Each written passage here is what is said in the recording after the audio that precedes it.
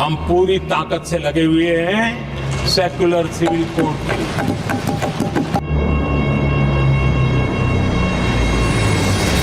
अब uniform civil code बनाने की बात कर रहे हैं। वक्त की जायदाद को बहुत सारे मुतवल्लियों ने बेचा है।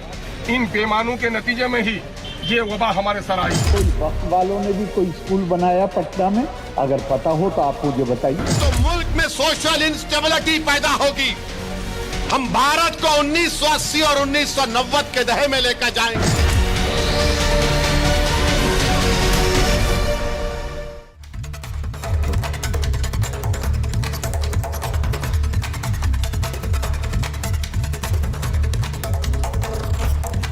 नमस्कार, आपके साथ मैं हूं सुजाता कुकरेती। आप देख रहे हैं अपना फेवरेट शो महाभारत, और महाभारत में आज बात करेंगे मोदी 3.0 के अगले बड़े कदम की। वक्फ कानून लागू हो चुका है, देश के अलग अलग हिस्सों में इसका विरोध भी हो रहा है। बहुत से लोगों को लगेगा कि यह सरकार को सोचने पर मजबूर करेगा, सरकार घबरा कर मंथन कर रही होगी, लेकिन इन सब के उलट सरकार अपने अगले मिशन में जुट गई। यूसीसी को लाने के लिए काम मिशन मोड पर जारी है। पिछले कुछ दिनों से आप देख रहे होंगे कि केंद्र सरकार के बड़े बड़े मंत्रियों के बीच बड़ी बैठकें चल रही हैं। अब सवाल यह पूछा जा रहा है कि क्या कुछ बड़ा कदम एक बार फिर उठाने वाली है सरकार? वक्फ कानून लागू हो गया है, क्या यूसीसी का शंखनाद हो चुका है? उसी पर काम चल रहा है। आज महाभारत में इसी की बात कर रही हूं। वक्फ कानून को लागू करने के बाद से इस सरकार को विरोध प्रदर्शन का एक बड़ा सिलसिला देखने को मिल रहा है, लेकिन इन सब के बीच बीजेपी ने एक वीडियो जारी करके बता दिया कि उसका अगला मिशन तो यूनिफॉर्म सिविल कोड है। अब आप सोचिए, जिस समय वक्फ को लेकर इस कदर विरोध प्रदर्शन चल रहा है कि हैदराबाद से लेकर बिहार और बंगाल में रैलियां हो रही हैं, वही सरकार एक देश एक विधान के अपने प्लान पर बेधड़क काम करने में लगी है। इस वीडियो में जो बीजेपी ने जारी किया है, इस वीडियो को आपको दिखाती हूं। इसमें मोदी सरकार के तीसरे कार्यकाल की उपलब्धियां बताई गई हैं। इस सरकार को 1 साल पूरा होने हुआ है, तो विरोधी कहते थे कि यह सरकार तो बैसाखी वाली सरकार है, यह सरकार काम नहीं कर पाएगी, बड़े निर्णय नहीं ले पाएगी। तो इस वीडियो में बताया गया है कि अभी 1 साल पूरा भी नहीं हुआ, लेकिन बड़ी बड़ी उपलब्धियां सरकार ने हासिल कर ली है। उनमें वक्फ कानून शामिल है, उनमें तहव्वुर राणा का प्रत्यर्पण शामिल है, नेशनल हेराल्ड में गांधी परिवार में करप्शन को उजागर करना भी है, और वीडियो के अंत में आता है यूसीसी लोडिंग। जी हां, यूसीसी लोडिंग, यानी कि अब यूसीसी आने वाला है। अब इसमें दिखाया गया है कि सरकार के बनने पर विरोधी इसे बैसाखी वाली सरकार तो कहते थे, बड़ी सरकार न ले पाने वाली सरकार कहते थे, लेकिन वक्फ कानून के बाद अब अगला फैसला यूसीसी होने वाला है। विरोधियों की इसमें तस्वीर भी दिखाई गई, उनके बयान भी सुनवाए गए, यानी सरकार वक्फ पर विरोध से बिल्कुल हिल नहीं रही है, ना ही उस पर कोई फर्क पड़ रहा है। वो सीधे सीधे अपने अगले मिशन पर काम कर रही है, जो कि यूसीसी है। आज महाभारत में इसी पर बात करने वाले हैं। आपको यह वीडियो भी दिखाती हूं और आपको सुनवाती हूं कि विरोधी क्या कहते थे इस सरकार के बारे में। क्या यह सरकार जिस तरह का निर्णय 2024 के लोकसभा चुनावों के बाद आया, उसके बाद भी यह सरकार बड़े फैसले लेने में उतनी ही सक्षम है? आज महाभारत इस पर होगी। यह रिपोर्ट पहले देखिए। My mother raised me as the kindest and the sweetest person you'll ever met. But if you mess with me, then I will show you.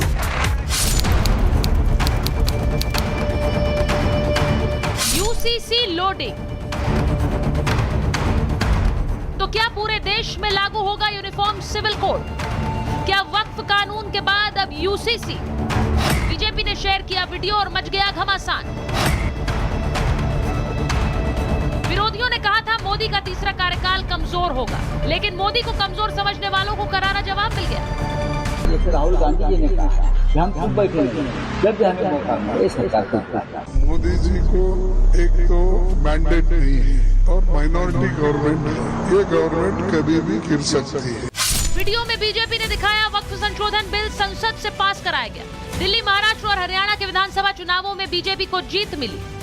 अब सरकार का अगला कदम यूनिफॉर्म सिविल कोड है, तभी तो लिखा है बीजेपी ने साफ तौर पर संदेश दिया है कि मोदी 3.0 ना तो धीमा है ना ही दबाव। वक्फ बिल को जेडीयू और टीडीपी के अलावा वाईएसआरसीपी और बीजेडी जैसे दलों का भी समर्थन मिला था। इसके बाद सरकार यूसीसी पर आगे बढ़ने का मन बना चुकी है। यूसीसी का ड्राफ्ट लगभग तैयार है। हरियाणा से हुंकार भरते ही पीएम मोदी ने कहा था कि सेक्युलर सिविल कोड है। संविधान की भावना है कि सबके लिए एक जैसी नागरिक संहिता हो, जिसे मैं कहता हूं सेक्युलर सिविल कोड। लेकिन कांग्रेस ने इसे कभी लागू नहीं किया। एक तरफ मोदी सरकार देश भर में यूसीसी लाने की तैयारी में है, तो दूसरी तरफ वक्फ कानून के विरोध प्रदर्शन के भी धागे खुलने लगे। ओवैसी हैदराबाद में वक्फ कानून के खिलाफ बड़ी रैली करते हैं, लेकिन उनके ही नेता बिहार में उनकी पोल खोल देते हैं। ये बेईमान लोग, ये सच बात है कि वक्फ की जायदादों का इस्तेमाल हमारे बहुत सारे मुतवल्लियों ने बेईमानी से किया है। वक्फ की जायदाद को बहुत सारे मुतवल्लियों ने बेचा है। पूरे मुल्क में, मैं बिहार से गया, उस वक्त स्टेट में लोगों ने वक्फ की जायदादों को बर्बाद किया है। ये बिहार एमआईएम के प्रदेश अध्यक्ष और विधायक अख्तर उल इमान हैं, जो बिहार में वक्फ की जमीनों पर हो रहे घोटालों को कबूल कर रहे हैं। वक्फ कानून के खिलाफ जो जहर उगला जा रहा है, शहर शहर हिंसा प्रदर्शन हो रही है। उसके बीच बिहार के राज्यपाल आरिफ मोहम्मद खान ने भी विरोध करने वालों और हिंसा फैलाने वालों को फटकार लगाई। जरा मुझे पटना में कोई इदारा बताएंगे जो कोई अस्पताल हो, कोई यतीम खाना हो, कोई चैरिटी ऑर्गेनाइजेशन हो जो वक्फ वाले चला रहे हैं।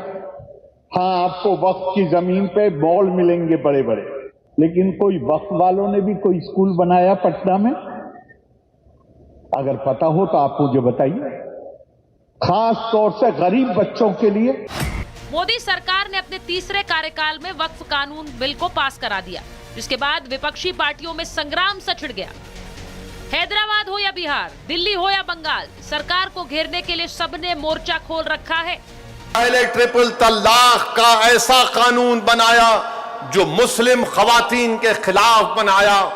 फिर उसके बाद उन्होंने CAA का कानून मजहब की बुनियाद पर फिर अब वो यूनिफॉर्म सिविल कोड बनाने की बात कर रहे हैं। बीजेपी ने साफ कर दिया है कि ये सरकार कमजोर नहीं है। वक्फ बिल तो लागू हुआ है। आज महाभारत में सवाल ये पूछ रहे हैं कि मोदी 3.0 में क्या जल्द ही यूसीसी आने वाला है? क्या वक्फ का विरोध करने वाले अब यूसीसी का भी विरोध करेंगे? क्या मोदी 3.0 को कमजोर कहने वाले सरकार की असली ताकत देखेंगे? Bureau report, Republic Bharat. मेरे साथ बीजेपी की प्रवक्ता चारू प्रज्ञा जी जुड़ रही हैं, वरिष्ठ पत्रकार हर्षवर्धन त्रिपाठी जी हमारे साथ हैं, आरएलडी के जनरल सेक्रेटरी वरिष्ठ नेता मलूक नागर जी हमारे साथ हैं, फराज किदवई साहब हैं, राष्ट्रीय प्रवक्ता हैं समाजवादी पार्टी के, विवेक श्रीवास्तव जी लेफ्ट के नेता हैं, संजय सरकार जी टीएमसी के नेता है। बहुत बहुत स्वागत मेरे सभी मेहमानों का महाभारत में। मैं शुरुआत इस बात से करना चाहती हूँ कि ये जो बड़ा इंटरेस्टिंग, चारू जी आपका मीडिया सेल बड़े इंटरेस्टिंग वीडियोस चर्न कर रहा है। ये जो आपने वीडियो डाला है, अब इस वीडियो के बाद बड़ी प्रतिक्रियाएं हो रही हैं, बहुत चर्चाएं हो रही हैं। बैसाखी वाली सरकार कहा गया था इसे। ये सरकार जो कि अब समर्थन के दम पर ही चल रही है, लेकिन आप लोगों ने तो लिख दिया यूसीसी लोडिंग। वक्फ के विरोध प्रदर्शन कोई असर नहीं हो रहा है आप लोगों पर। आप अगले मिशन पर काम कर रहे हैं। सुचारुता जी नमस्ते। हाँ जी बिल्कुल, और ऐसा क्यों ना हो। मोदी जी ने जब इस बार स्वेरिंग इन के समय एक बात कहा था, उन्होंने ये कहा कि मेरा जीवन कम पड़ जाएगा, लेकिन जो मैं करना चाहता हूँ इस देश के लिए वो काम इतने ज़्यादा है कि उसको बहुत लंबे समय तक हम सबको मिलकर पूरा करना पड़ेगा। जो जन भागीदारी की बात मोदी जी बार बार करते हैं, जो वो ये कहते हैं कि हमारे कुछ मिशन है भारत को विकसित बनाने के लिए, हमारे कुछ मिशन है हमारे देश को सच में सेक्युलर बनाने के लिए, उनको हम पूरा करके रहेंगे। जिस दिन से मेरी पार्टी का जन्म हुआ है हमने यूनिफॉर्म सिविल कोड की बात करी है, और हम जो जो कहते हैं वो करके दिखाते हैं। हैं। देखिए, जब एक देश में एक संविधान है तो एक कानून क्यों ना हो, जब इस देश में एक क्रिमिनल कानून है तो एक सिविल कानून क्यों ना हो, और तभी हम इसको ट्रूली सेक्युलर नेशन कह पाएंगे। आज के जमाने में ये जितनी विपक्षी पार्टियां हैं ना, सारा अपना अपना स्वार्थ देखती हैं। कांग्रेस ने तो आपने देखा ही है किस तरीके से काम किया, शाहबानो के समय में भी जो रिलीफ मिला था उसको भी वापस छीन लिया। ओवैसी जी को अपने खुद की धर्म की महिलाओं की कभी पीड़ा दिखाई नहीं दी। वो हर बात पर ट्रिपल तलाक को आज भी घसीट कर लेकर आते हैं, ये नहीं समझ पाते कि महिलाओं का जीवन बेहतर हुआ है, आज सब खुश है, कोई शिकायत नहीं कर रहा। ओवैसी जी के अलावा आप मुझे बता दीजिए कोई शिकायत कर रहा हो तो आज के समय में ये बहुत आवश्यक है कि फोकस हमारे समाज पर हो, हमारे देश पर हो, हमारे देश की जनता पर हो, और रिफॉर्म के बिना ये हो नहीं पाएगा। तो चाहे वक्फ का कानून हो या यूनिफॉर्म सिविल कोड को लाना हो, ये होकर रहेगा। आज विपक्ष परेशान हो, उत्तेजित हो, ये और धरना प्रदर्शन करना चाहे, इससे कोई फर्क नहीं पड़ेगा। देश की जनता ने मोदी जी को फिर से प्रधानमंत्री केवल इसीलिए बनाया है क्योंकि जो उनका विजन है वो इंप्लीमेंट हो पाए, जो उनका विजन है वो देश का सच बन पाए, और उसके बाद हमारा देश विकसित भारत हो। आप ये कह रही हैं कि विकसित भारत की तरफ कदम बढ़ाए जा रहे हैं। वक्फ पर एक विरोध प्रदर्शन आप देख रही हैं, बिहार में, हैदराबाद में, बंगाल में चल रहा है। जरा इस सब मेहमानों को स्क्रीन पर लीजिए। मैं एक चीज ये पूछना चाहती हूं, क्योंकि विवेक श्रीवास्तव जी आ गए हैं, फराज जी यहाँ बैठे हुए हैं, संजय सरकार जी बैठे हुए हैं, हर्षवर्धन जी हैं, मलूक जी हैं। मैं एक चीज पूछना चाह रही हूँ कि जो आप बार बार विवेक जी ये कहते थे ये बैसाखी वाली सरकार है, ये वो सरकार है जो अपने दम पर नहीं बनी है, मुझे लगता है आज भी आप यही कहते हैं, लेकिन सर ये सरकार तो धड़ाधड़ फैसले ले रही है। अब वक्फ कानून पास हुआ है और अब यूसीसी लोडिंग कह रहे हो, कौन सी बैसाखी? नहीं, अब देखिए, हमने सिर्फ नहीं, हमने बैसाखी वाली सरकार भी कहा था, जरूर कहा था, लेकिन उसके साथ बहुत कुछ और भी कहा। ये सरकार संविधान नहीं मानती, ये सरकार संविधान बदलना चाहती है, ये सरकार माइनॉरिटी और मुसलमानों के खिलाफ है, ये एक काल्पनिक हिंदू राष्ट्र की व्यवस्था करना चाहते हैं जिसका जन्म 1925 में हेडगेवार जी ने इनको एक विजन दिया। तो हमने बहुत कुछ कहा था। अब आप आ जाइए कि बेसिकली अभी की लड़ाई क्या है। ये यूसीसी लाना चाहते हैं जो कि टोटली एंटी कॉन्स्टिट्यूशनल है। मैं टेक्निकली आपको बता रहा हूँ, आर्टिकल 44 पार्ट 4 हमारे संविधान का सिंपली कहता है द स्टेट शैल एंडेवर शब्द का यूज किया है। आप कोशिश करें, लेकिन अगर डाइवर्सिटी है धर्मों में, पूजा पद्धति में, तो वो भी कॉन्स्टिट्यूशन का पार्ट है। आर्टिकल 26 और आर्टिकल 29 मुझे कहता है कि मैं अपने रिलीजन के कस्टम्स और डाइवर्सिटी को प्रिजर्व कर सकता हूं। जब ये सब है तो इनको कूदने की क्या जरूरत है? आदिवासियों को इंक्लूड नहीं करते आप यूसीसी के अंदर। आप आज ये जो सिलेक्टिविज्म है इसके खिलाफ तो हम बोलेंगे ना जी। विवेक जी, मेरा सवाल देखिए करना चाहते हैं नहीं विवेक जी, मेरा सवाल ये है कि वो अपने 1 साल का ढिंडोरा पीट रहे हैं। अब वो अपने 1 साल की बात कर रहे हैं कि आपने कहा था ये सरकार तो काम नहीं कर पाएगी, ये सरकार तो बैसाखी वाली है। वो कह रहे हैं 1 साल हुआ नहीं, हमने देख लीजिए क्या क्या करके दिखा दिया है, अभी और बहुत कुछ बाकी है। तो आपके कहने से क्या होगा, वो ये कह रहे हैं। मैं एक चीज, अभी बहुत कुछ बाकी है। हाँ अभी, हाँ, एक 10 सेकंड मैडम, बहुत कुछ हुआ है और पहुंच गए थे औरंगजेब के मदरसे पे, भीड़ इकट्ठी करके हिस्ट्री के खिलाफ छावा जैसी फिल्में लाए, बंगाल में वायलेंस को इंस्टिगेट किया, संबल में छावा जैसी फिल्में लाए, देश भर में एनिमोसिटी पूरे देश। विवेक जी, आपको छावा से दिक्कत है? आपको छावा से दिक्कत है विवेक जी? आपको छावा से दिक्कत है विवेक जी? हिस्टोरिकली इनकरेक्ट है और मेरे प्राइम मिनिस्टर ने एंडोर्स किया। बिल्कुल, आपको छावा से दिक्कत है।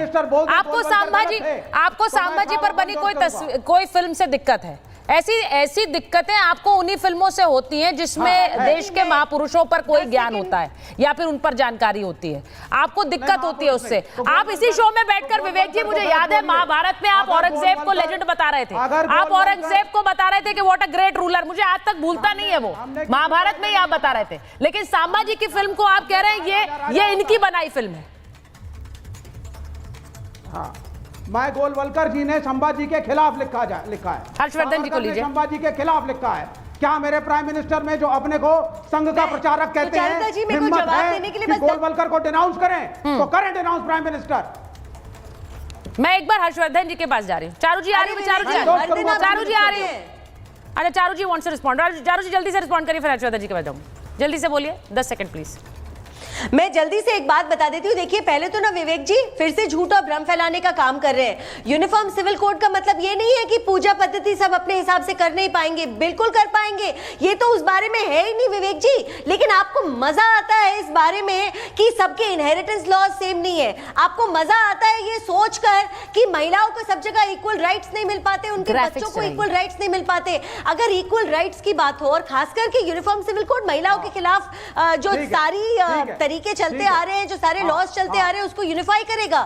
तो आप कैसे बोल सकते हैं भाई पूजा प्रार्थना, आप मंदिर जाएं, गुरुद्वारे जाएं, मस्जिद जाएं, इसमें तो कोई रोक टोक है ही नहीं। जैसे इन्होंने सीए के मामले में झूठ फैलाया सुचारिता जी, जैसे इन्होंने ट्रिपल तलाक के नाम पर झूठ फैलाया, आज ये यूनिफॉर्म सिविल कोड के नाम पर भी वैसा ही झूठ फैला रहे हैं। अगर आप संविधान को कोट करते हैं, इस संविधान के डायरेक्टिव प्रिंसिपल में यूनिफॉर्म सिविल कोड की बात करी गई है। क्यों करी गई है? क्योंकि इन दी एंड ये आवश्यक है कि एक देश के सारे नागरिकों के लिए कानून एक हो। ये कैसे हो सकता है कि कानून मेरे लिए कुछ और है और पड़ोस के घर में रहने वाली बहन के लिए कुछ और है? ठीक है, ये कैसे हो सकता है कि एक महिला की पीड़ा? विवेक, देखिए मेरा सवाल बड़ा सिंपल सा था।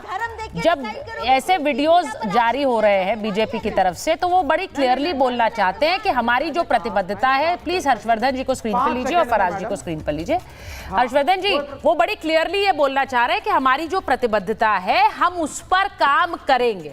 अब ये सब इस बैकग्राउंड में हो रहा है जब वक्फ को लेकर एक विरोध प्रदर्शन आपने देखा हैदराबाद में हो रहा है, बंगाल में हो रहा है, बिहार में हो रहा है, लेकिन इन सब के बीच वो अपना अगला टारगेट लोगों को बता रहे हैं और वो ये भी बता रहे हैं कि कौन सी बैसाखी वाली सरकार, हम तो काम कर रहे हैं और धड़ल्ले से कर रहे हैं। देखिए सुचेता जी, सबसे पहले तो ये कि बैसाखी वाली सरकार कब कहते हैं? बैसाखी वाली सरकार तब कहते हैं जब कोई आपको लगे कि दूसरी पार्टियों का समर्थन किसी शर्त पर है। क्या एनडीए का प्री पोल अलायंस नहीं था? उसका जवाब है था। तो बैसाखी वाली सरकार कैसे हुई? दूसरा, क्या नीतीश कुमार और चंद्रबाबू नायडू ने कुछ शर्तें लिख कर दी थी? उसका जवाब है नहीं दी थी। यूनानिमसली कहा, विदाउट एनी कंडीशन कहा। और जो सबसे बड़ी बात है कि नीतीश कुमार और चंद्रबाबू नायडू उन एजेंडों पर जिसको भारतीय जनता पार्टी और नरेंद्र मोदी का एजेंडा कहा जाता है, उन एजेंडों पर वो भाजपा से भी अधिक मुखर है। इसका मतलब कि बैसाखी होती तो कुछ तो राइडर लगाते, कुछ किंतु परंतु लगाते। ये हुई एक बात। तो बैसाखी कहने वाले, उनके दिमाग बैसाखी पर टिके हुए हैं, इसलिए वो ये बोलते हैं। अब दूसरा, भारतीय जनता पार्टी कैसी पार्टी है? भारतीय जनता पार्टी अपने एजेंडे के लिए किसी हद तक जाने वाली पार्टी है, किसी हद तक जाने वाली पार्टी है। और राजनीति में आप कुछ भी कहें, मेरा यह मानना है कि अगर कोई पार्टी जो कहती है वो करने के लिए किसी हद तक जाती है तो जनता का उस पर भरोसा बनता है। कांग्रेस पार्टी ने अपने जिन बातों को वो कहती थी वो कुछ नहीं किया। उन्होंने कहती सेकुलरिज्म थी, प्रैक्टिस फ्रॉड सेकुलरिज्म करती थी। कहती मुसलमानों का भला थी, बर्बाद मुसलमानों को करती थी। कहती हम गरीबों को, वंचितों को, शोषितों को, दलितों को आगे लाएंगे, उनको लगातार पीछे धकेलते रहे। तो राहुल गांधी भी बता देते हैं। भारतीय जनता पार्टी क्या कहती रही? वो कहती रही इस देश में सबके लिए एक बराबर कानून होगा। वो कहती रही कि इस देश के हर व्यक्ति की, हर महिला की, हर पुरुष की, हर नौजवान की हम चिंता करेंगे। वो कहती रही कि दीनदयाल उपाध्याय का एक आत्म मानव दर्शन वो हम लागू करके रहेंगे। और वो कहती रही कि कश्मीर से कन्याकुमारी तक अलग अलग नहीं चलेगा, एक देश में एक विधान, एक निशान, एक प्रधान वो चलेगा। करके दिखाया उन्होंने। सब कहते थे संभव नहीं है, अब्दुल्ला साहब, मुफ्ती महबूबा मुफ्ती सब कहते थे खून की नदियां बह जाएंगी। कुछ नहीं हुआ, एक गोली तक नहीं चली। ये है मोदी सरकार। अब आप आइए जो समान नागरिक संहिता, जब लाल किले से प्रधानमंत्री बोलते हैं तो उन्होंने जो टर्म कॉइन किया है इसको जरा समझना चाहिए। लंबे समय से यूनिफॉर्म सिविल कोड को ऐसे पेश किया जाता रहा जैसे ये कम्युनल है, लेकिन प्रधानमंत्री कह रहे हैं कि भाई सही मायनों में तो ये सेकुलर सिविल कोड है। स्क्रीन पर हम और फराज भाई दिख रहे हैं, इनके लिए अलग कानून, मेरे लिए अलग क्यों होगा? क्या ये दोयम दर्जे के नागरिक हैं या मैं दोयम दर्जे का नागरिक हूं? मैं तो नहीं मानता हूं कि हम में से कोई दोयम दर्जे का है। जो अलग कानून की वकालत कर रहा है, जो समान नागरिक संहिता का विरोधी है, वो मुसलमानों को दोयम दर्जे का नागरिक बनाकर रखना चाहता है। मुसलमानों को कमजोर, अशक्त, डर फैला के आगे बढ़ना चाहता है और ये खतरनाक है। मेरा ये मानना है कि नरेंद्र मोदी अपने इस तीसरे कार्यकाल में समान नागरिक संहिता की तरफ बढ़ रहे हैं। आप उसको टेस्ट कहिए, ट्रायल कहिए, उत्तराखंड में हो चुका है, गुजरात के बाकायदा उस पर आगे बढ़ चुकी है, उत्तर प्रदेश ने इस पर शुरुआत की थी लेकिन पता नहीं क्यों भी रुक गया, लेकिन मुझे लगता है वो भी आगे बढ़ेगा। हर राज्य भाजपा का करेगा और देश भर में भी ये सरकार समान नागरिक संहिता लागू करेगी और होना ही चाहिए। किसी भी आधुनिक और लोकतंत्र पसंद व्यक्ति के लिए ये बहुत जरूरी है। आप कह रहे हैं कानून पसंद, लोकतंत्र पसंद व्यक्ति को इसको मंजूरी देनी चाहिए। फराज किदवई साहब, आप क्या उस ब्रैकेट में आते हैं? आप समर्थन देंगे? यूसीसी को लेकर आप लोगों के समर्थन की भी वो उम्मीद लगाए बैठे होंगे। क्या टेक है सर आपका इस पर? मलूक जी को लीजिए। सुचारिता जी, मैं हर्षवर्धन जी की एक बात से सहमत हूँ और आपको अजीब लगेगा कि साहब समाजवादी के प्रवक्ता, समाजवादी पार्टी के प्रवक्ता हर्षवर्धन जी का जो झुकाव है वो भारतीय जनता पार्टी की तरफ रहता है। ये मैं कोई कमेंट नहीं कर रहा हूँ, ठीक है, इनका लोकतांत्रिक अधिकार, लेकिन मैं इनकी बात से सहमत हूँ। हाँ, मैं इनकी बात से सहमत हूँ कि मोदी सरकार अपने फैसले को लागू करने के लिए किसी भी हद तक जा सकती है। वो कृषि कानून को लागू करने के लिए किसानों के ऊपर जीप चढ़ा करके उनको शहीद कर सकती है। मोदी सरकार काले कृषि कानून के जरिए अपने दोस्तों को किसानों की जमीन देने के लिए 700 किसानों की शहादत ले सकती है। मोदी साहब, मैं मानता हूं हर्षवर्धन जी की बात कि नोटबंदी को लागू करके बिना किसी को बताए हुए, बिना स्टेक होल्डर से बात किए हुए रातों रात नोटबंदी को लागू करके पूरे देश को लाइन में लगा सकती है। मैं सहमत हूं हर्षवर्धन जी की बात से। मैं हर्षवर्धन जी की बात से सहमत हूं कि 1 घंटे के अंदर मोदी सरकार लॉकडाउन लगा सकती है और देश का भविष्य रेल की पटरियों पर कट जाता है। देश का भविष्य और बच्चा भरी धूप में सूटकेस के ऊपर सोता है। मैं सहमत हूं हर्षवर्धन जी की बात से सुचारिता जी। मैं सहमत हूं हर्षवर्धन जी की बात से कि मोदी सरकार सोशल मीडिया पर भी, आप समझ रहे हैं ना सुचारिता जी, पर भी सोशल मीडिया पर भी आईटी रूल्स को अमेंड करके फैक्ट चेक यूनिट के जरिए अपना शिकंजा करने की कोशिश करती है और वो कर सकती है, लेकिन वहां पे इनको हाईकोर्ट से सुप्रीम कोर्ट से इनको फटकार मिलती है। अब मेरी दूसरी बात है, अभी हमारी चारू बहन बोल रही थी कि मुस्लिम महिलाओं को हक मिलना चाहिए, सारी चीजें होनी चाहिए। बहुत अच्छी बात है, आपने तो बड़ी अच्छी बात की। बिल्किस बानो के रेपिस्ट जिनको माला पहनाई जाती है, उन बिल्किस बानो को उसका हक कब मिलेगा, उसको इंसाफ कब मिलेगा? उसको तो आप छोड़ देते हैं। और नू कोर्ट ने एक बात कही थी, मैं नहीं बोल रहा हूं, नू कोर्ट ने, कि what about the flight of Muslims women whose men were lynched by गोरक्षक। तो जब जो नू कोर्ट कह रहा है, उसके तहत जो नू की मुस्लिम महिलाएं हैं जिनके पतियों को गोरक्षकों ने, और प्रधानमंत्री जी ने भी कहा था, ये मैं नहीं बोल रहा हूं, प्रधानमंत्री जी ने तो 2016 में एक मीटिंग में ही बोला था ना, पब्लिक रैली में, कि जो गोरक्षक है। फराज साहब, मैं एक चीज बोलती हूँ आपसे, आप समर्थन में हैं, आप यूसीसी पर बात कर रहे हैं, आप जब हर्षवर्धन जी के समर्थन में, और उनकी बात को आपने शुरुआत में उसकी तस्दीक भी की, लेकिन मुझे सबसे ज्यादा हैरानी ये होती है कि बेटियों और बच्चियों में भी आप फर्क करते हैं। आप हर बार देश की बेटी बिल्किस बानो की बात करते हैं, आप देश की बेटी शाहबानो की बात नहीं करते हैं। ये फर्क क्यों है फराज साहब? मैंने आपके मुंह से कभी शाहबानो का नाम लेते हुए आपको कभी नहीं सुना कि आपने बोला हो कि शाहबानो के साथ नाइंसाफी हुई हो, क्योंकि वहां पर भी बटे हुए हैं आप, वहां पर भी अपनी कन्वीनियंस के हिसाब से आप बोलेंगे। मैं आपको बिल्कुल सही मानती हूं, आप बिल्किस बानो की बात करिए, लेकिन आप शाहबानो की बात कब करेंगे? और जब यूसीसी की बात आती है तो इसी बराबरी की बात होती है, आप नहीं करेंगे शाहबानो की बात। इसीलिए वक्फ की जब बात आती है तो महिला जो पर्सनल बोर्ड है उसकी आवाज ही नहीं है, वो समर्थन करता रहे, उसका क्या मतलब है? वक्फ पर तो विरोध हो रहा है, कौन कर रहा है? All India Muslim Personal Law Board, All India Women's Personal Law Board समर्थन कर रहा है, लेकिन उसकी तो आवाज ही नहीं है, उसको तो दबा दीजिए आप। मैं मलूक जी के पास एक बार जा रही हूं। मलूक जी, आपको कैसे पता आवाज? मलूक जी, हाँ, मलूक जी को लीजिए और फराज जी को लीजिए स्क्रीन पर। नहीं, मैं इसलिए बोल रही हूँ फराज जी क्योंकि आपके मुंह से मैं शाहबानो नहीं सुनती हूँ। बताइए मलूक जी, आपने कितनी बार सुना है कि ये शाहबानो के हक की बात करते हो?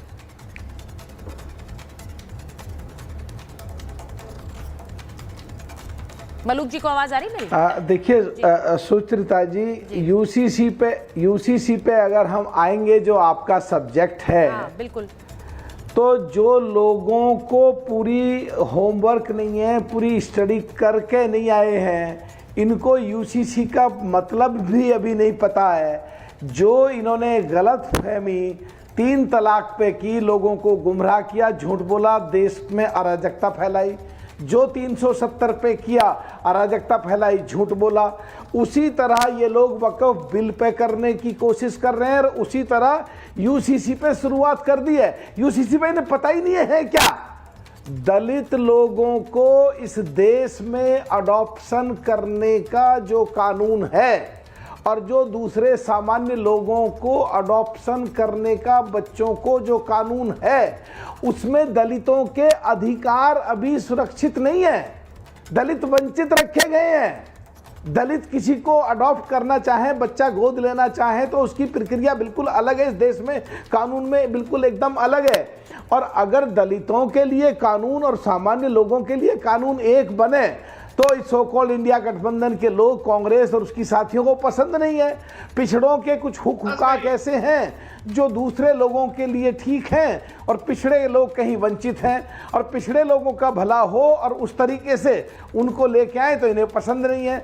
सुचरिता जी, ये अब से 2.5 साल पहले देश की सबसे शक्तिशाली standing committee DOPT and law justice में डिटेल में वर्किंग करी है। उसमें बहुत काम करता था, उसमें मैं मेंबर था, इसलिए मुझे पता है। जो अभी ये लोग अभी शुरुआत होने से पहले ही उसके बारे में गलत और झूठा प्रचार करने की कोशिश करेंगे, तो जिस तरह इन लोगों ने ये अपने वक्फ संशोधन बिल में दलित मुसलमान जो देश के पाकिस्तान और हिंदुस्तान की बाउंड्री पे करीब 1200 किलोमीटर के करीब जो हमारे साथी जो दूसरे सो कॉल्ड इंडिया गठबंधन के लोग हैं बैठे होते हैं, उनको पूछो दलित मुसलमान क्या है, बिल्कुल साफ चिट्ठ हो जाएंगे, उन्हें पता ही नहीं होगा। पूछो आज देश की महामहिम राष्ट्रपति दलित समाज से है कि नहीं है, तो अगर देश की महामहिम राष्ट्रपति दलित समाज से हैं तो दलित मुसलमान जो हैं जिनके हुकाक अभी तक मिले नहीं है, देश के जो पिछड़े मुसलमान हैं उनके हुकाक अभी मिले नहीं है, और आज अगर उनके मिलने की नंबर आई है, ऐसी स्थिति में यूसीसी के बिल जो अभी आया भी नहीं है, जिसकी आने की तैयारी है। पर मलूक जी, मैं एक सवाल आपसे पूछूंगी, जो विरोधी हैं उनका ये कहना क्या गलत है जब वो लोगों के बीच जाकर भी ये कहेंगे और कहेंगे कि जब वक्फ पर एक इतना बड़ा धड़ा विरोध कर रहा है उससे कोई फर्क ही नहीं पड़ रहा है इस सरकार को, उस विरोध को एड्रेस करने से पहले ये अपने यूसीसी के एजेंडे में लग गए हैं, ये बात तो पूछी जाएगी ना। देखिए, जो चीज माननीय सुप्रीम कोर्ट में पहुंच गई है कि क्या माननीय सुप्रीम कोर्ट से ऊपर कोई क्या है, ये क्या चाहते हैं कि सुप्रीम कोर्ट में कोई तलवार लटकाएं, ये कि सुप्रीम कोर्ट को भी ये लोग कुछ नहीं मानते जो सो कॉल्ड इंडिया गठबंधन के लोग हैं, तो क्या उसके आगे दलितों की और पिछड़ों के लिए देश की सरकार अगर कुछ काम करना चाहती है और अमेंडमेंट बिल लेके आना चाहती है और यूसीसी पे काम करना चाहती है, इनको पता भी नहीं है अभी, मुझे भी पता इसलिए कि मैंने उस स्टैंडिंग कमेटी में डिटेल में वर्किंग की है। तो क्या टेलीविजन पे बैठ के, देश के नेशनल टेलीविजन पे बैठ के शुरुआत में कुछ का कुछ बोलना शुरू करेंगे? तो क्या ये एडमिट फैक्ट है कि ये लोगों की मानसिकता दलितों के विरोधी है, पिछड़ों के विरोधी है, गरीबों के विरोधी है? पहले ही खिलाफत शुरू कर दी यूसीसी पे इन लोगों ने, देश के कई प्रदेशों में लागू हो चुका है, देश में लागू होने की बात हो रही है, तो उसकी पहले स्टडी करें कि पिछड़ों और दलितों पर स्टडी करें, जब आके देश के नेशनल। नहीं, अब मैं एक बार संजय जी के पास जाऊं। संजय जी बड़े उदास दिख रहे हैं फ्रेम में। आने वाले समय में सो कॉल्ड सुचरिता जी, आने वाले समय में सो कॉल्ड इंडिया गठबंधन की स्थिति जो आज है इससे भी बुरी हो जाएगी। सो कॉल्ड इंडिया गठबंधन की जो स्थिति है इससे भी बुरी हो जाएगी। अब मैं आपसे पूछ रही हूँ संजय जी, आप बड़े उदास दिख रहे हैं, उसके पीछे कारण क्या है? आप मुझसे नाराज हैं जो आप हमेशा रहते हैं महाभारत में? आप इस बात से नाराज हैं कि मोदी जी यूसीसी पर काम शुरू कर दिए हैं, या आप इस बात से नाराज हैं कि इतना विरोध प्रदर्शन हम बंगाल में कर रहे हैं, ये अपने दूसरे मिशन पर चल दिए? नाराजगी किस बात की है? नहीं, हम नाराज ही नहीं है, हम सोच रहे हैं हम कितना लास्ट बेंच के स्टूडेंट हैं। आप मेरे को 25 मिनट बाद में मौका दिया, लेकिन हम देश का 4th लार्जेस्ट पार्टी है। सर, लास्ट जो बैक बेंचर्स होते हैं उन पर टीचर की नजर सबसे ज्यादा रहती है। आप पर सबकी नजर है। नाराज नहीं है आप। कुरुक्षेत्र, आप जब महाभारत में बैठे, नहीं नहीं, अब महाभारत में बैठा है, लड़ाई कुरुक्षेत्र से हो रहे हैं यहाँ पर। एक तरफ से न्याय, एक तरफ से अन्याय, एक तरफ से दुर्योधन, एक तरफ धर्मराज धृतराष्ट्र की लड़ाई हो रही है यहाँ पर। लड़ाई में क्या हो रहा है, मोदी जी बहुत चालाकी को साथ में, बहुत ही चालाकी को साथ में एक एक गेम खेल के निकाल जा रहा है। हम जो विपक्ष की जो पार्टी है, हम नाकाम होते जा रहे हैं, ये हकीकत है। हम जो आज आपको सामने चैनल में, हम इसके लिए चूंकि खामोश बैठे थे, इस कारण में कुछ बोलेंगे। शायद सुचरिता जी आज नहीं टूकिए, प्लीज नहीं टूकिए, प्लीज नहीं टूकिए। आप बोलिए सर, बोलिए। क्यों सेकेंड इनिंग्स में आप बोलने का मौका आप मेरे को नहीं दीजिए, नहीं देंगे, मेरे को मालूम है कैसे। देखिए, आप देखिए देश में आज के तारीख में जिस तरफ से भारतीय जनता पार्टी इतना बड़ा फेल्योर है, फेल्योर रहने के बावजूद भी उसको जलसा बहुत बड़ा है। कैसे तरफ से एक एक करके सामने लेके आ गया। देखिए, पहले वाकअप लेके आया, फिर यूसीसी लेके आया, बाद में और भी कुछ लेके आएंगे। इसी में आदमी को मतलब जो गोमड़ा बना कर रख देंगे। हम विपक्ष चुपचाप रह जाएंगे, कुछ नहीं कर पाएंगे, हम देखते रह जाएंगे, आपको चैनल में बैठेंगे, कुछ नहीं। बेरोजगारी के बात यहाँ हो रहे हैं, ठीक है, बेरोजगारी के बात है, शिक्षा के बात हो रहा है यहाँ पर मतलब जो आपको बता रहा, आज हॉस्पिटल के बात हो रहा है यहाँ पर, और नौजवान जिस तरफ से देश से पलायन करके जा रहा है, यहाँ का बात हो रहा है यहाँ पर। आज क्या हो, यूपी में जिस तरफ से इंडस्ट्रीज नहीं बन पा रहा है, मेरे पत्रकार बंधु इसके बारे में नहीं बोलेंगे, मेरे पत्रकार बंधु नहीं बोलेंगे। इंडस्ट्रीज इतना आ चुका है, इतना सरकारी में नौकरी हो चुका है, इतना गरीबी रेखा से नीचे आ चुका है, इतना काम हम लोग आराम से कर चुके हैं, लेकिन कोई भी काम नहीं। सबको मोदी जी एक तरफ से हाईजैक करके विपक्ष के ऐसे एक मसला पर यहाँ पर बैठा दिए हैं, और विपक्ष हम लोग कुछ भी नहीं कर पा रहे हैं। हम यूसीसी और किस में लड़ रहे हैं, अच्छा, ये लेकर लड़ रहे हैं। बड़ा कैंडिड से कन्फेशन है ये हर्षवर्धन जी। आज संजय जी कह रहे हैं हम कुछ नहीं कर पा रहे हैं, मोदी जी सब कर रहे हैं, हम कुछ नहीं कर पा रहे हैं। नहीं संजय जी, मैं सिर्फ ये जानना चाह रही हूँ। नहीं, अब मेरे को बोलने दीजिए। अच्छा, कंप्लीट करिए, आप पूरा करिए प्लीज, पूरा कर लीजिए, बोलने दीजिए प्लीज। आज अब हाँ बोलिए, बहुत व्यथित लग रहा है आज, बहुत दुखी हैं आप। हम इतना बड़ा बात बोल रहे हैं। नहीं, हम दुखी नहीं है। हम तमाम विपक्ष पार्टी जब तक हम लोग एकजुट नहीं हो पाएंगे, मतलब एक छतरी का नीचे नहीं आ पाएंगे, मोदी जी को खिलाफ हम बूथ बूथ में लड़ाई नहीं। सर मुझे तो लगा आप एक ही छतरी के नीचे हैं। एक छतरी के नीचे आपने 24 का चुनाव भी लड़ा, आपने कहा हम एक साथ हैं, इंडिया गठबंधन है, अभी भी आप कह रहे हैं एक छतरी के नीचे नहीं आए। वो छतरी कौन सी है? टीएमसी वाली छतरी जिसमें ममता बनर्जी पकड़ेंगे हाथ में, उसके नीचे सब आएंगे तो एक छतरी होगी, वरना नहीं होगी। नहीं, मेरे को देखिए आज नहीं, एक चीज आपको बताना चाहते हैं सुचरिता जी। देखिए, एक लीडर चाहिए, लीडर को पीछे आदमी घूमते, एक मूवमेंट होता है ना, उसको पीछे आदमी जाता है। इससे फेस देखने चाहता है देश, अभी लीडर चाहिए रखेंगे। हर्षवर्धन जी, अब देखिए, मैं तो कह रही हूँ कैंडिड कन्फेशन है। आज संजय जी कह रहे हैं कि हम एक नहीं हो पा रहे हैं, अभी लीडर चाहिए, मोदी जी करते जा रहे हैं, हम कुछ कर नहीं पा रहे हैं। ये एक्चुअल आज मुझे लग रहा है। हाँ, एक मिनट। अरे सर, आपने बहुत लंबा बोला, मैं सुन रही हूँ। संजय जी वापस आ रही हूँ, एक बार हर्षवर्धन जी का रिएक्शन आपके इस बात पे लूं। नहीं, 10 सेकंड तो हर्षवर्धन जी को जवाब देने में अच्छा रहेंगे ना। अच्छा, आप बोली, चलिए आप बोलिए। बड़े पत्रकार है भाई साहब बड़े, हमसे धृतराष्ट्र नहीं रह जाएंगे। क्यों? मैं आपको बता, जब तक भारतीय जनता पार्टी इतना बड़ा ऑर्गेनाइजेशन, इसको 8 संगठन है, साथ में ईडी है, सीबीआई है, एनआईए है, राष्ट्र पुलिस है, आपको मीडिया है, सोशल मीडिया, जब तक हम बूथ में नहीं पहुंच पाएंगे, इसके खिलाफ हम कुछ भी लड़ नहीं पाएंगे। मैं हकीकत आज आपको बता दे रहे हैं। अरे भाई, मुझे नहीं पता विवेक जी आपसे सहमत है, फराज जी आपसे, मलूक जी बोलना चाह रहे। मलूक जी, हर्षवर्धन जी आ रही हूँ एक बार मलूक जी से। मलूक जी बहुत व्यथित है आज, वो कह रहे हैं लीडर चाहिए, साथ आने की जरूरत है। हाँ जी,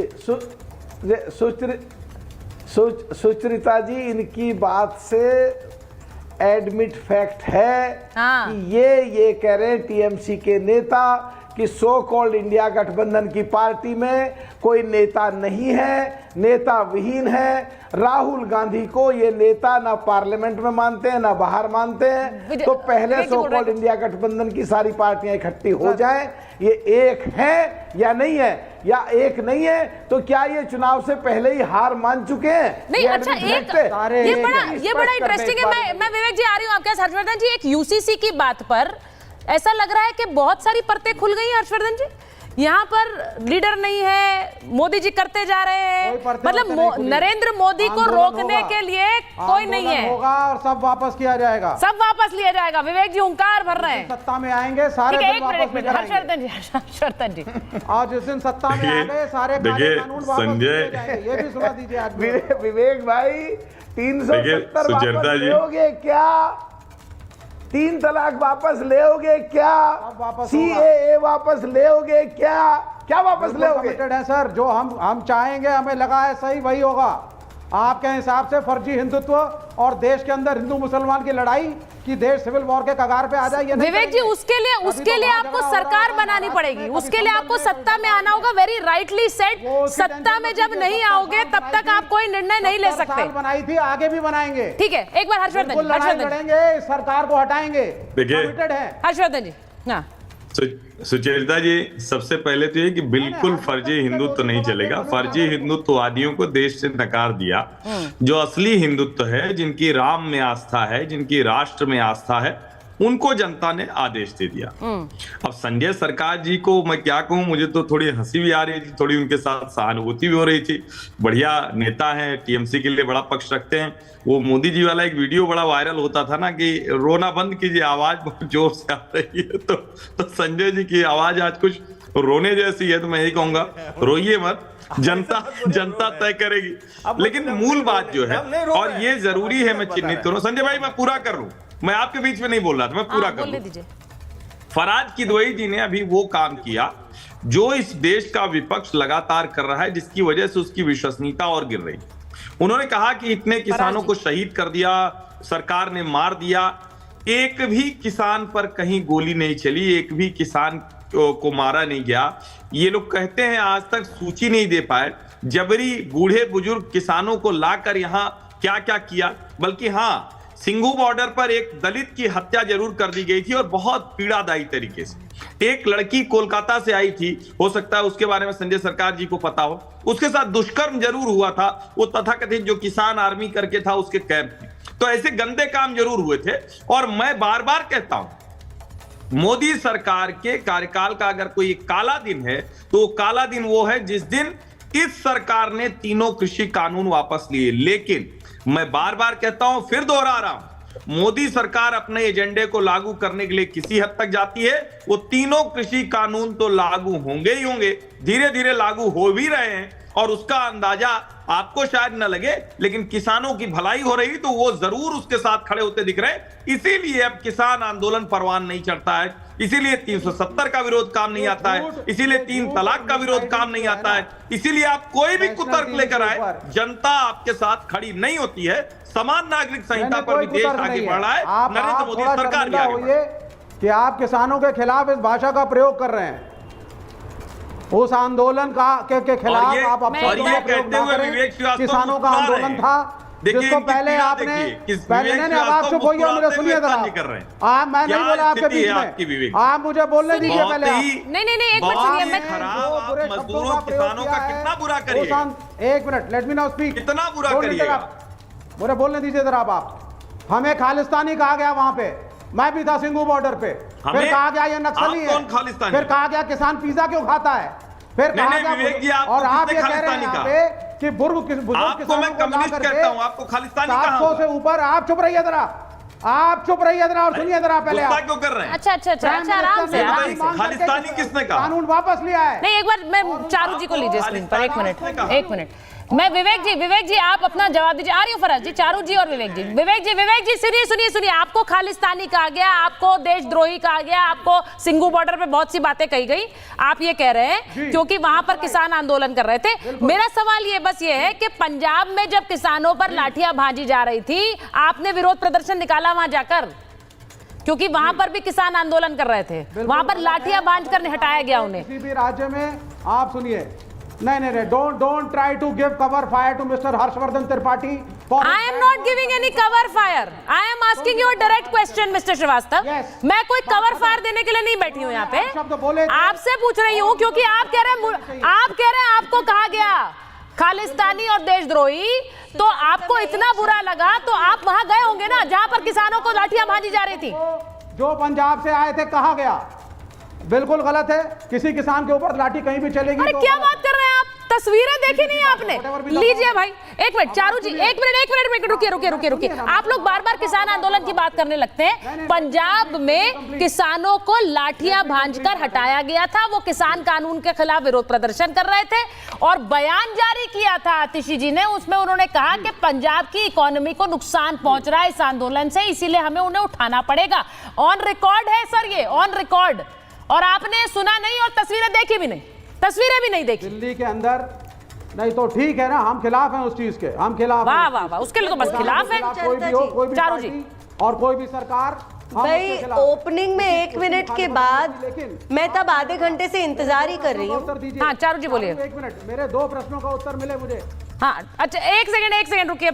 विवेक जी आप अपना क्वेश्चन पूछिए, मैं चारू जी के बाद आपके ही हर प्रश्न का मैं उत्तर दे रही हूँ, मुझे बोलने दीजिए। बस 10 सेकंड लूंगा। हाँ 10 सेकंड बोलिए। Charu, I take 10 second, then you continue. आप सुनिए, आपने कहा साहब कल्चर एक होना चाहिए। फ्रांस में कम्युनिस्टों ने लड़ाई लड़ी सिख बच्चों के लिए, जिनको कहा गया टर्बन नहीं पहन सकते क्योंकि कल्चर की बात नहीं, कानून की बात करी है। यहीं पर आपने मिसकोट कर दिया और झूठ बोल दिया विवेक जी। पार्लियामेंट में जाऊंगा। कल्चर और कानून में बहुत फर्क है। गोवा के अंदर नहीं, गोवा के अंदर जो यूनिफॉर्म सिविल कोड है, एक हिंदू 2 शादियां कर सकता है 30 साल की उम्र तक, अगर उसके। ठीक है, आप चारू जवाब देंगी, आप यही कह रहे हैं। वो कह रहे हैं यूसीसी भी आप अपने हिसाब से ला रहे हैं। चारू मैं जवाब दीजिए प्लीज। हाँ सुचारिता जी, पहले तो मैं एक बात स्पष्ट कर दूं, विवेक जी ना उन इंसानों में से हैं, क्योंकि इनकी पार्टी का पॉलिटिकल अस्तित्व अभी इस समय इस देश में है नहीं, तो उन लोगों में से हैं जो घर बैठते हैं अपने सोफा पर और सचिन तेंदुलकर को बैटिंग सिखाते हैं, है ना। तो यहाँ पर टीवी पर आकर ये जो इतनी सारी बातें कर रहे हैं, मैं इनको याद दिला दूं कि मोदी जी का काम, भारत सरकार का काम जनता के लिए काम करना है, चंद नेताओं के लिए नहीं करना जैसे अब तक चलता आ रहा था। तो मोदी जी के हर प्लान को एंडोर्स करने वाली इस देश की जनता है, ठीक है।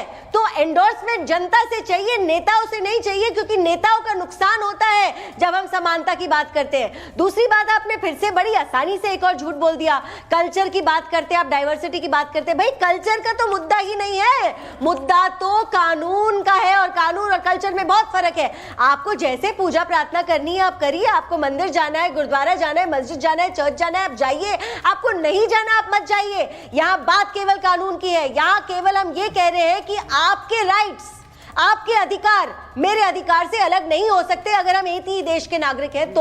और इस बात से कोई भी मुकर नहीं सकता, ये हमारे संविधान में भी लिखी हुई है। आप अगर आर्टिकल 44 को बार बार कोट करते हो तो आर्टिकल 44 में इक्वालिटी की बात होती है। उसी संविधान में डायरेक्टिव प्रिंसिपल्स में ये भी लिखा गया है कि यूनिफॉर्म सिविल कोड आना चाहिए। मैं बार बार एक बात पूछती हूँ, सिलेक्टिव आउटरीच करते हैं सुचरिता जी। अभी भी जो समाजवादी पार्टी के मेरे भाई थे वो एक नाम लेकर जो घूमते रहते हैं, मैं इनसे पूछना चाहती हूँ, आपने बिल्कुल ठीक कहा, शाहबानो इनको याद नहीं है, इनको अंकित सक्सेना, कमलेश तिवारी याद नहीं है, इनको रिंकू शर्मा, कन्हैया लाल याद नहीं है। इनको सिलेक्टिविज्म की बीमारी है, क्योंकि इनकी राजनीति सिलेक्टिविज्म पर चलती है। देखिए मैं तो तस्वीरें देश भर की दिखाती हूँ, वहां विरोध प्रदर्शन वक्फ को लेकर जारी है, लेकिन सरकार बड़ी क्लियर है कि हम अपने अगले मिशन पर काम कर रहे हैं। वो यूसीसी है, वो बाकी और प्रतिबद्धताएं हैं, और उन पर रोकने वाला हमें कुछ नहीं है। ना तो विपक्ष के बयान है, ना ही इस तरह की कोई भी ब्लैकमेल पॉलिटिक्स चलेगी जो वक्फ कानून के जरिए करने की कोशिश की जा रही है। बस समय इतना ही था। बहुत बहुत धन्यवाद।